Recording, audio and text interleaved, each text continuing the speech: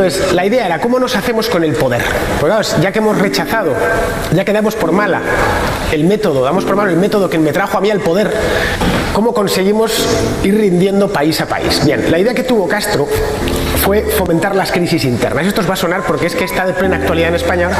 Fomentar las crisis internas, romper las instituciones y realizar plebiscitos constituyentes. Bien, esto mismo lo tenían en boca los del Foro de Sao Paulo en 1991, hace casi 25 años. El primer país en caer fue Venezuela, ¿vale? No fue Brasil. Brasil era, digamos, un chorizo demasiado indigesto para Castro. Pero para que os hagáis una idea de cómo es Castro, pensaba que con un paisito muerto de hambre de 10 millones de habitantes se podía apoderar de uno de 200 millones. De hecho, los venezolanos de la última década del siglo XX vivían en lo que ellos llamaban la Cuarta República. El movimiento de Chávez se llamaba Quinta República. Recordad cuando os vengan con lo de la Tercera República. Una república puesta con un nombre, con un ordinal delante, es para salir corriendo. Os lo digo ya porque siempre son peores. La idea, y esto sirva como advertencia de lo que han hecho ellos y estar alerta para que, en cuanto se vean los primeros síntomas, ver que vienen. Es decir, identificando chavismo con ruina y esclavitud, que es básicamente lo que es, y a los hechos me remito. No estoy en el año 98 cuando unos pocos decían y advertían del peligro.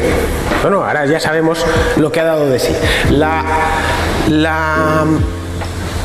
Digamos que la nueva izquierda hispana, necesita siempre crisis. En un país en que no tiene crisis es imposible que se implante, ni siquiera que se anuncie. Luego le hace falta un montón de organizaciones pantalla, que esto lo hereda del antiguo comunismo. Es decir, organizaciones pantalla, lo que ellos llaman, lo voy a decir en perroflautés, las luchas, ¿vale? Las luchas son pues el feminismo, el ecologismo, la cosa de los gays, tal. Es decir, se hacen los dueños de una causa, son los únicos que pueden defenderla, ¿vale?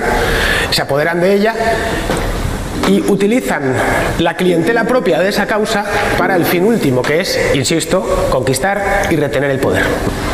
Y lo va a retener a vuestra costa, o a la costa de vuestros bolsillos. Bien, lo siguiente es el tema, es claro, las cuestiones étnicas son más en Sudamérica que en España, pero en España se dan las cosas nacionalistas, ¿no? Que sería el sustituto. Bueno, medioambientales, la teología de la liberación. En España, lo que es que ya somos un país de ateos, pero en Sudamérica la gente cree en Dios, y más cree en Dios con muchísima fe, y allí importa la religión.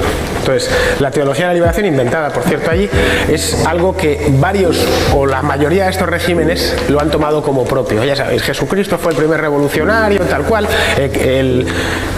Acordaros lo de Chávez con el pajarito aquel, ¿no? O que se ponía a rezar a la Virgen, que parecía una folclórica. ¡Dame vida! Tal. Esto está real, está en YouTube, ¿no? Bueno, luego, otra cosa, que esto viene del castrismo, esto es de la fábrica de La Habana, que es lo de recibir la soberanía a lo que ellos llaman el hemisferio. El hemisferio es Cuba. Es decir, la soberanía a un país no puede ser soberano solo, que si no luego nos pasa lo de Chile. Nos pasa lo de Chile, se hacen capitalistas, liberalizan tal cual y se hacen ricos. Y luego a ver quién entra ahí. Entonces, por eso la soberanía hay que llevársela a La Habana. Y a La Habana pues, hay que ponerle un sobrenombre, que es el hemisferio. Es decir, en prácticamente todas las cumbres, el lenguaje de las cumbres es siempre el mismo, ¿no?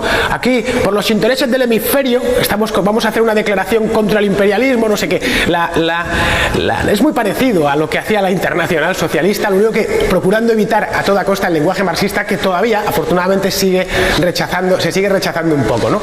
Bueno, dos cosas finales que aquí en España no lo vemos, pero en Sudamérica y en Centroamérica sí que lo ven. Es el tema de perdonar a los terroristas y a los guerrilleros, pero además de manera intensiva, es decir, que este tío hizo no sé cuántas, más que se le perdona porque, por la paz. Claro, aquí nos tenemos que entender.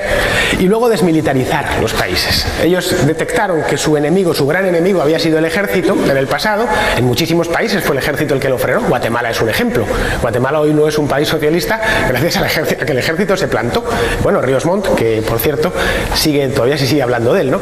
Entonces había que desmilitarizar, me lo contaba el otro día Eduardo, que había el ejército había ido reduciéndose y hoy era un tercio de lo que era hace 20 años, el ejército guatemalteco.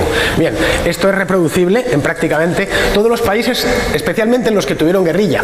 En Colombia está sucediendo algo parecido, ¿no?